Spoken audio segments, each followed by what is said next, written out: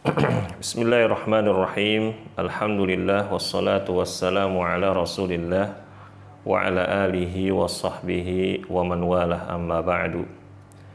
Ibu-ibu rahimakumullah, alhamdulillah pada siang hari ini kita bisa kembali berjumpa setelah kita sebelumnya liburan ya, ba'da Idul Fitri. Dan kita sekarang masuk ke halaman 18 ya, masuk ke halaman 18 dari buku Metode Asy-Syafi'i yang kelas tajwid.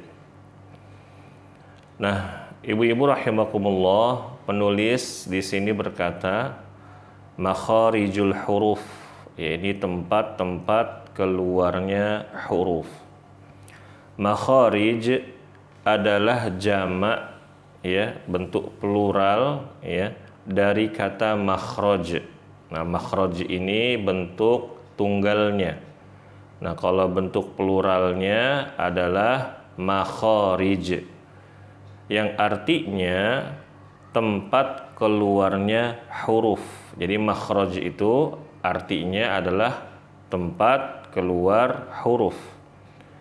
Jadi kalau misalkan kita katakan makharijul huruf, maka menjadi tempat-tempat keluarnya huruf. Lalu penulis melanjutkan di mana suara akan berhenti pada tempat tersebut sehingga dapat dibedakan antara satu huruf dengan huruf lainnya. Jika kita ingin mengetahui tempat keluarnya suatu huruf, bacalah huruf tersebut dengan salah satu dari dua cara berikut. Cara yang pertama, ibu-ibu rahimakumullah, di sini penulis mengisyaratkan dengan cara menambahkan hamzah pada huruf sebelumnya dan menambahkan tasydid pada huruf tersebut. Maksudnya pada huruf yang ingin kita ketahui makhrajnya itu di mana. Misalkan kita ingin tahu makhraj huruf ba ya. Kita ingin tahu huruf ba itu ada di mana. Maka kita cukup membaca a dan mentasydidkan huruf ba-nya. Abba. Nah, begitu. Abba. Nah, dari sini kita bisa tahu bahwa huruf ba keluar dari ya bertemunya kedua bibir, bibir atas dan bibir bawah. Atau yang kedua, kata penulis di sini, menambahkan hamzah pada huruf sebelumnya dan mensukunkan huruf tersebut. Ini huruf yang ingin kita ketahui makhrajnya. Sebenarnya sama saja baik kita sukunkan atau kita tasydidkan. Nah, untuk anak-anak, ibu-ibu bisa mencoba cara yang kedua. Ya, jadi kalau mereka sedang ingin latihan membaca ya huruf-huruf hijaiyah, bisa kita latih dengan cara mensukunkan huruf tersebut. Misalkan a, ab, at. Nah, seperti itu dan seterusnya. Nah, ibu-ibu rahimakumullah, tadi contoh di sini sudah saya praktekkan secara langsung ya. Kita lewati jadinya. Kita langsung masuk ke macam-macam makharijul huruf. Kata penulis di sini, makharijul huruf secara umum terbagi menjadi 5 bagian. Jadi makhraj secara umum itu ada 5. Yang pertama al-jauf.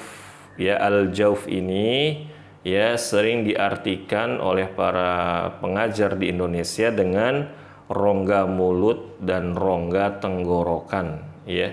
Jadi pokoknya mulai dari ujung mulut ya, dari rongga sini sampai rongga bawah dari tenggorokan itu disebutnya dengan al-jauf. Lalu yang kedua al-halqa ya. Al-halqa ya, ini tenggorokan. Lalu yang ketiga al-lisan, yaitu lidah. Yang keempat asy-syafatan, atau ada yang menyebut dengan asy-syafatain, ya ini kedua bibir ya, kedua bibir. Lalu yang kelima al-khayshum. Al-khayshum di sini diartikan dengan pangkal hidung, ya. Ya, ini pangkal hidung maksudnya adalah ibu-ibu rongga hidung, ya, yang ada di sini. Ya, itu namanya adalah al-khayshum. Jadi kalau misalkan kita membaca huruf-huruf yang gunnah dan gunnahnya tersebut kita panjangkan, biasanya kita bisa merasakan di rongga hidung kita. Jadi kita bisa merasakan getaran halus yang ada di hidung kita. Nanti insya Allah akan kita jelaskan secara rinci. Nah, ibu-ibu rahimakumullah, silahkan dibuka halaman 19. Nah, sekarang karena tadi saya sudah bacakan halaman 18, sekarang saya minta ibu-ibu membaca ya secara bergantian. Ibu Selvia, silakan ibu dibaca poin 1. Suaranya yang jelas ya bu ya. Jelas Ustaz. Jelas ibu. 1. Al-Ja'uf. Bukan al-Ja'uf, bukan. Al-Ja'uf. Al-Ja'uf. Al-Ja'uf atau rongga mulut dan rongga tenggorokan. Al-Ja'uf merupakan tempat keluarnya huruf-huruf mad, yaitu a, alif yang didahului dengan harokat fathah. B, waw sukun yang didahului dengan harokat dhammah. C, ya sukun yang didahului dengan harokat kasrah. Ketika bentuk mad tersebut disebutkan secara bersamaan dalam firman Allah. Iya, coba ibu baca. A'udzubillahi minasyaitonir rajim.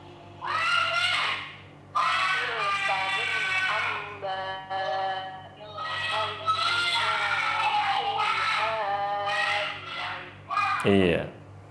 Taib, jazakillahu khairan Ibu Selvia.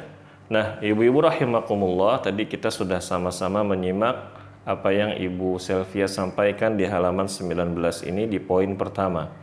Jadi, ibu-ibu rahimakumullah, al-jawf itu identik dengan ya makhraj untuk huruf-huruf mad. Ya, yang sudah kita pelajari di jilid sebelumnya, yaitu di metode Asy-Syafi'i yang jilid Iqra, kita sudah belajar yang namanya mad asli dan juga ya mad lazim kilmi atau kalimi mutsaqqal, ya, yang bacaannya itu 6 harokat ibu-ibu rahimakumullah kalau masih ingat. Nah, di sini ibu-ibu fokus pada poin A, B dan C. Ya, jadi kalau misalkan disebut dengan mad itu dia ada perangkatnya, ya. Yang pertama disebut dengan atau yang A disebut dengan mad alif. Disebut dengan mad alif, yaitu rumusnya apabila ada huruf berharokat fathah berjumpa dengan alif besar atau alif kecil. Ya, dan kita sudah pelajari di jilid sebelumnya. Jadi kalau ada huruf berharokat fathah bertemu di depannya ada alif besar dan alif kecil, maka ini namanya mad alif dan kita panjangkan 2 harokat, ya. Dan bisa kita rasakan ketika kita baca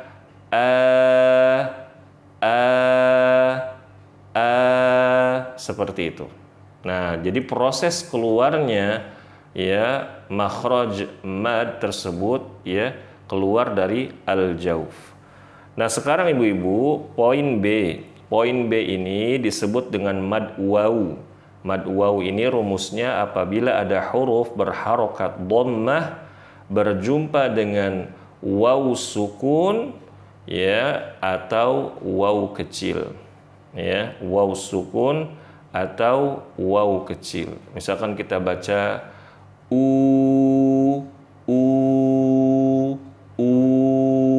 Nah, proses keluarnya suara yang dipanjangkan tadi ya keluar dari makhraj al-jawf. Lalu poin yang C, ibu-ibu rahimakumullah, disebut dengan mad ya. Ya, mad ya. Ya ini rumusnya kalau ada huruf berharokat kasroh bertemu dengan ya sukun atau ya kecil. Ya. Jadi kalau misalkan kita baca ya i i. Nah, proses keluarnya suara tadi ya keluar dari makhraj al-jauf. Ibu-ibu rahimakumullah, ada sebuah faedah ya. Ya ini kalau misalkan kita baca dari bacaan mad ya, suaranya misalkan begini.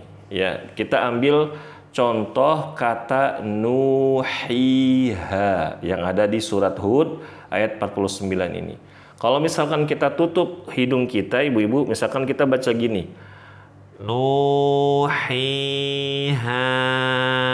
Nah, ini keliru. Ya, ini salah. Ini tidak benar. Nah, kami dapat faedah dari guru kami yang mulia Al-Ustadz ya Muhammad Ihsan Ufik ya. Ya. Beliau mengatakan di akun beliau ya, namanya al-khonkhonah ya, al-khonkhonah. Jadi kalau misalkan kita baca tadi kayak tadi ibu-ibu ya, ada suara yang keluar dari hidung ya, padahal kita sedang baca huruf mad ya. Nuhiha. Ini namanya al-khonkhonah ya, al-khonkhonah. Jadi yang benar bagaimana? Sebagaimana yang sudah saya sampaikan di pelajaran kemarin, ibu-ibu, pada metode Asy-Syafi'i Jilid Iqra, suaranya murni keluar dari mulut. Ya, contoh nuhiha, seperti itu. Nah ini bisa kita praktekkan masing-masing ibu-ibu ya. Ibu-ibu bisa sambil tutup hidungnya, lalu ibu-ibu baca nuhiha, begitu. Taib. Nah sekarang poin yang kedua, Ibu Fiona tolong dibaca. Ya, 2. Al-halq, tenggorokan. Makhraj ini terbagi menjadi 3 bagian. A. Tenggorokan bagian bawah. Terdapat 2 huruf pada makhraj ini, yaitu huruf hamzah dan ha. B. Tenggorokan bagian tengah. Terdapat 2 huruf pada makhraj ini, yaitu huruf ain dan ha. C. Tenggorokan bagian atas. Terdapat 2 huruf pada makhraj ini, yaitu huruf ghain dan kha. Iya, jazakillahu khairan ibu-ibu, Ibu Fiona. Nah, ibu-ibu rahimakumullah, mulai dari poin kedua ini saya meminta ibu-ibu untuk menghafalkan ya. Menghafalkan ya letak-letak ya makharijul huruf ya. Kita mulai dari pangkal tenggorokan ya. Pangkal tenggorokan ini ada 2 huruf, yaitu hamzah atau sering kita sebut a. Jadi kalau kita baca a, i, u, nah itu keluarnya itu dari pangkal tenggorokan. Ya. Sering disebut dengan ya aqsal halqa. Tapi ini ibu-ibu tidak perlu menghafal bahasa Arabnya ya, karena tidak semua mudah untuk mengingat istilah-istilah bahasa Arabnya. Jadi cukup dihafalkan bahasa Indonesia saja, yaitu pangkal tenggorokan. Keluar darinya a dan h. Ya. H. Boleh kita sebut dengan h besar ya, agar mudah diingat saja ya. Ada h besar, ada h kecil, karena ya memang terdengarnya seperti suaranya lebih besar ya, begitu. Jadi pangkal tenggorokan ya adalah keluar darinya 2 huruf, yaitu hamzah dan h besar. A, i, u dan h, hi, hu. Seperti itu ibu-ibu. Lalu yang B, ini tenggorokan bagian tengah ya. Tenggorokan bagian tengah. Sering disebut juga dengan wasatul halqa ya. tenggorokan bagian tengah, keluar juga daripadanya dua huruf ibu-ibu, yaitu ain dan ha kecil, ya. Ain dan ha kecil, ya. Lalu yang ketiga, tenggorokan bagian atas atau ujung tenggorokan, ya, keluar daripadanya dua huruf juga, yaitu ghain dan kha. Ghain dan kha. Nah, itulah. Taib, ibu-ibu, kita sebelum pindah ke poin berikutnya, kita akan bahas huruf yang tersulit dulu nih, dari huruf-huruf yang keluar dari al-halqa. Huruf apa nih ibu-ibu kira-kira yang paling susah? Ya. Huruf ain, ya. Ya, ibu-ibu rahimakumullah, di bawah ada 3 gambar. Ada 3 gambar. Ya, ibu-ibu coba lihat di gambar yang khusus untuk huruf ain. Di situ ada sebuah seperti apa ya namanya ya, seperti organ, ya. Nah, organ ini namanya organ epiglotis. Kalau misalkan kita makan atau kita menelan, maka organ epiglotis ini bergerak ibu-ibu, ya. Sekarang kita demonstrasikan, misalkan kita menelan ludah, ya. Nah, itu bergerak. Kalau laki-laki kelihatan ibu-ibu, kalau kita nelan itu jakunnya, ya, naik, ya, misalkan kita nelan. Nah, dia bergerak. Tapi kalau perempuan nggak ada jakunnya, ya ibu-ibu, ya. Kalau ada perempuan ada jakunnya, wah ini berbahaya sekali. Nah, jadi ibu-ibu rahimakumullah, ya, agar kita bisa melatih huruf ain ini dengan baik, maka kita harus banyak melatih organ epiglotis ini, ya. Begitu caranya. Mohon maaf ibu-ibu, ya, sebagaimana yang sudah pernah saya kasih tips, kita bisa ngeden, ya. Emang ini caranya agak ekstrim ibu-ibu, tapi yang berdasarkan pengalaman saya, ya, selama ini saya mengajar, ini cara yang paling cepat. Ya, misalkan kita gini ibu-ibu, gitu,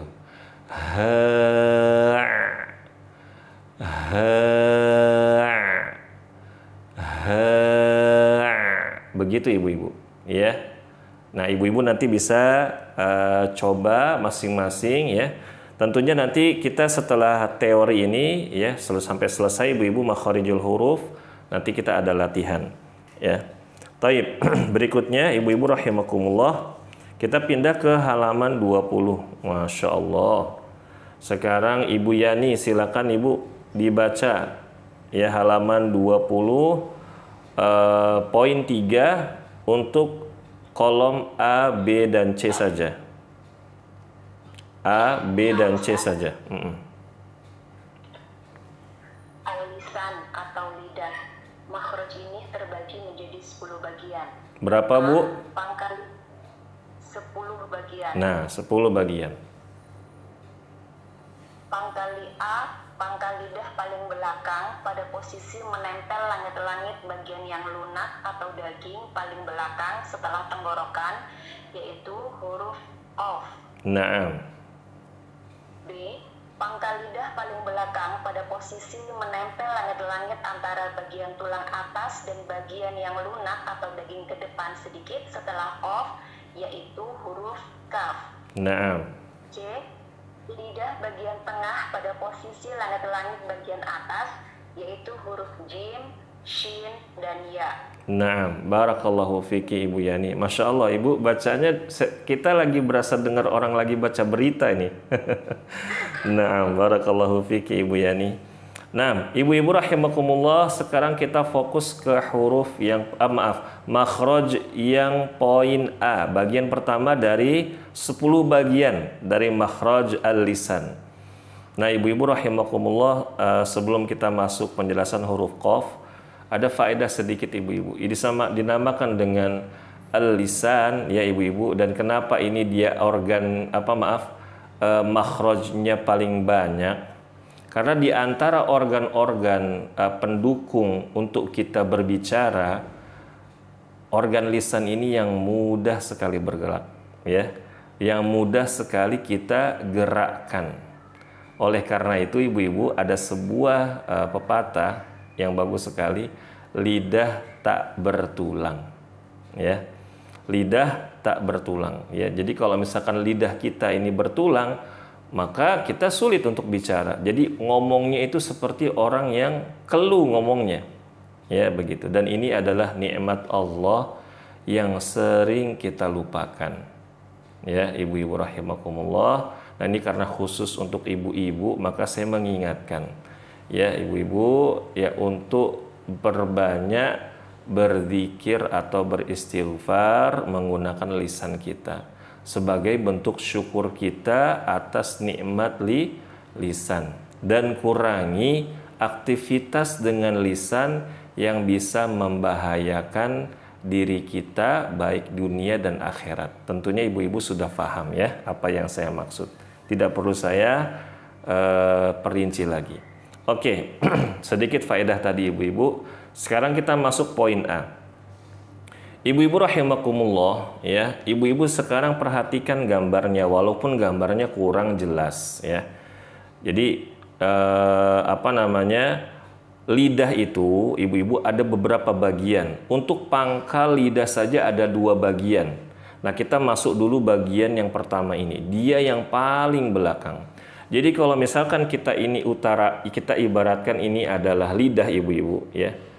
Ini pangkal lidah. Ini yang saya sebut ini pangkal lidah ya. Nah, pangkal lidah ini yang saya sentuh ibu-ibu ini adalah makhraj huruf qaf. Ya, ini paling belakang.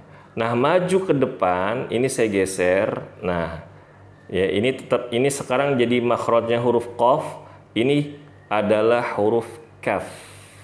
Jadi ibu-ibu bisa merasakan sekarang o ka, o ka, ako, ak, ako, ak, ya. Nah, kebanyakan orang-orang ibu-ibu rahimakumullah yang belajar tajwid itu tidak bisa membedakan 2 garis ini, 2 tempat yang tipis ini.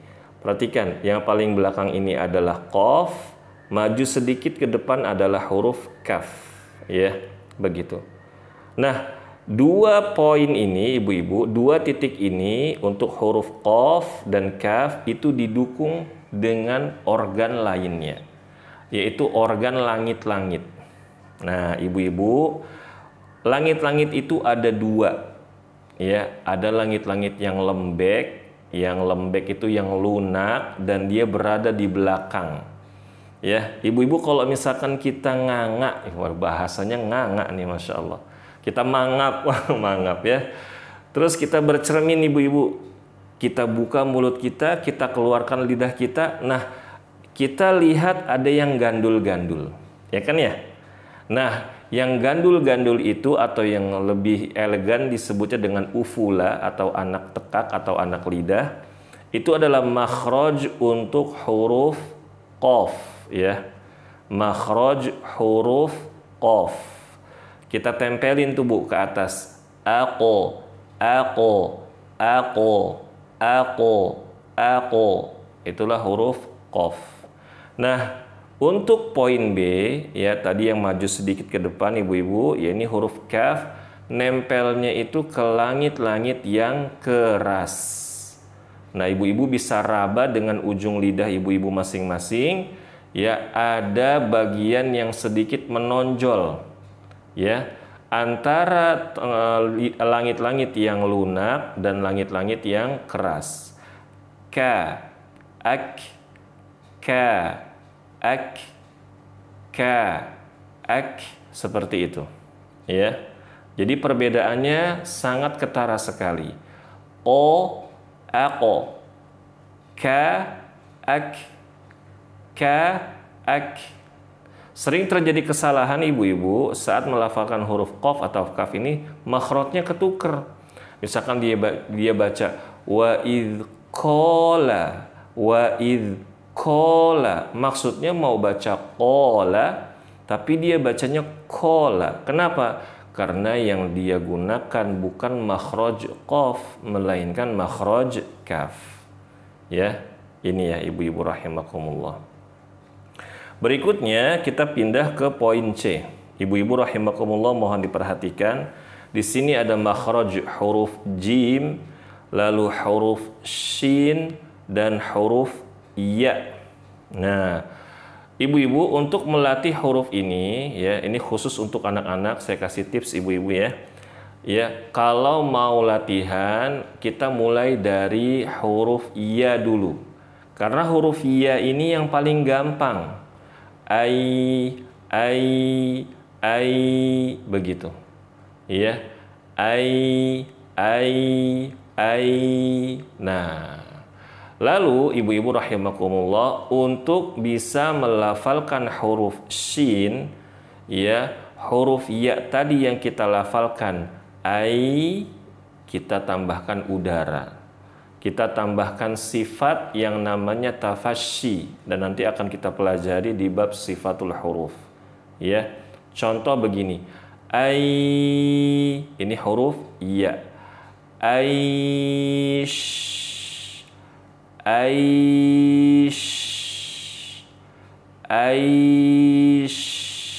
Nah, itulah huruf sya. Makhrajnya sama ibu-ibu rahimakumullah, keluar dari lidah bagian tengah yang ditempelkan ke langit-langit bagian atas ya. Nah, adapun untuk huruf jim ibu-ibu rahimakumullah, kita ucapkan huruf ya tapi versinya versi kuat. Aija.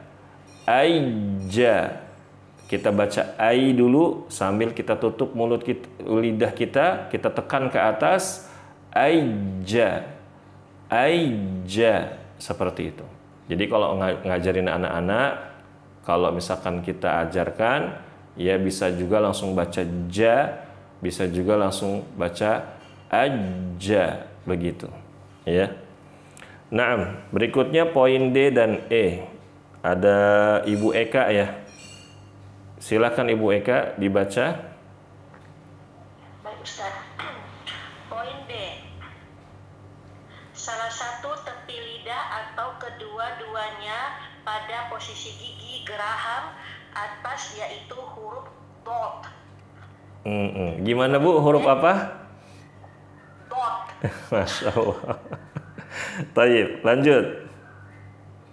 Yang E, ujung dua tepi lidah sampai pada akhir ujung lidah, ujung dua tepi lidah sampai pada akhir ujung lidah menempel pada gusi dari gigi-gigi bagian atas atau yang berhadapan pada dua gigi geraham pertama, dua gigi taring, dua gigi seri samping, dan dua gigi seri, yaitu huruf lam. Naam, barakallahu fiki Ibu, jazakillah khair. Ibu-ibu rahimakumullah, kita masuk poin D nih ya, huruf dhad, huruf yang sulit ya.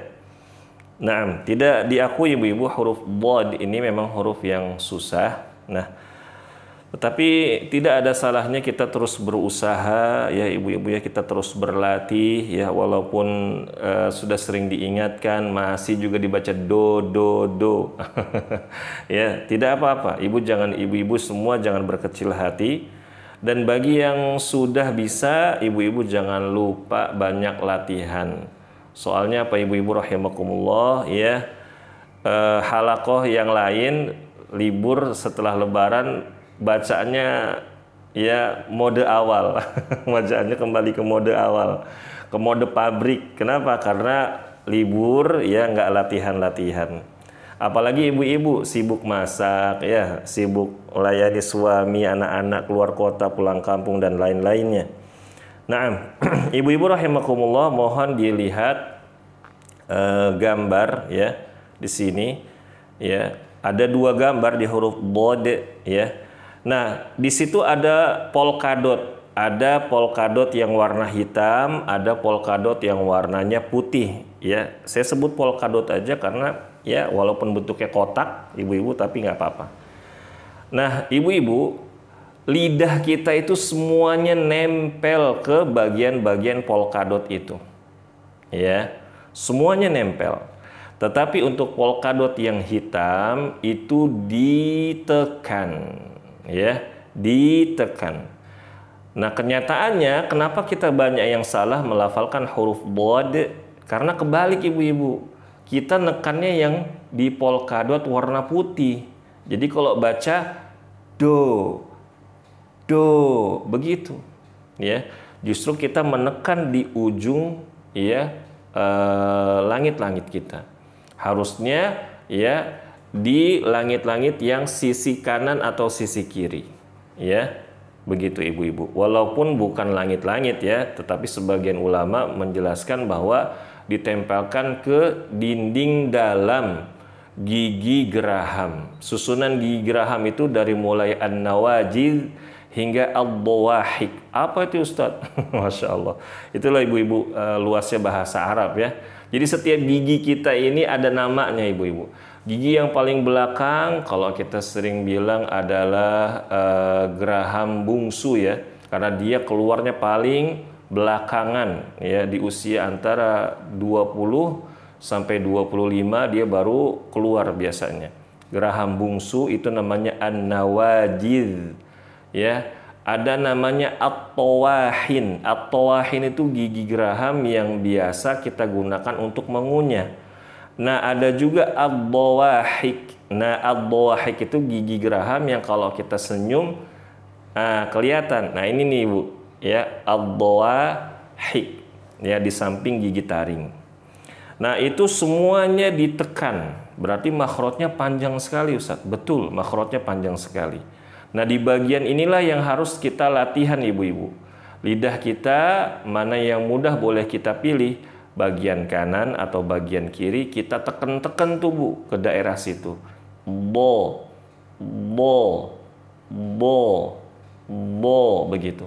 Dan latihannya pakai feeling ibu-ibu ya. Biasanya kan kalau akhwat atau ummahat feelingnya kuat ya. Baik. Nah, inilah ibu-ibu rahimakumullah untuk huruf dhad. Ingat, jangan ketukar. Jangan justru ujungnya, bagian ujung yang ditekan. Bukan. Bagian depan itu cukup menyentuh saja. Ya. Dia itu pemanis saja, nempel aja. Bo. Tapi yang ditekan adalah ya bagian sisi kanan atau kiri. Berikutnya ibu-ibu huruf lam. Nah, ibu-ibu saya mengingatkan, biasanya biasanya ibu-ibu atau para akhwat itu punya makhraj sendiri khususnya di Indonesia untuk huruf lam. Mereka tuh biasanya kalau baca huruf L lidahnya keluar L. Begitu. Terutama anak-anak. Saya kalau dulu waktu masih ngajar di SD ibu-ibu ya, anak-anak akhwat ya, kalau baca huruf lam ini apa? La begitu. Nah, ibu-ibu mohon maaf sebentar ada paket ya. Ya, ibu-ibu kita lanjutkan, mohon maaf ya, ada iklan. Nah, tadi sampai huruf lam ya ibu-ibu ya. Jadi ibu-ibu jangan kita baca lidahnya dikeluarkan. Ini tidak boleh. Jadi bagaimana cara melafalkan huruf lam yang benar? Ibu-ibu tadi sudah saya sampaikan bahwa ada gigi geraham namanya ad-dawahik. Jadi gigi geraham kalau kita senyum ini ada yang kelihatan ini ya, di samping gigi taring. Nah, lidah kita tempelkan di belakang mulai dari at-tawahin ya, ad-dawahik yang bagian kanan hingga ke kiri. Jadi kalau misalkan kita lihat di sini al begitu. Jadi suaranya itu agak berat. Beda kalau misalkan kita baca gini ibu-ibu. Al. Nah, kalau kita baca al begitu ya, maka itu salah ya. Yang keluar hanya apa? Yang ditempelkan hanya kepala lidah saja, dan ini keliru. Nah, inilah ibu-ibu untuk pembacaan buku tajwid ya.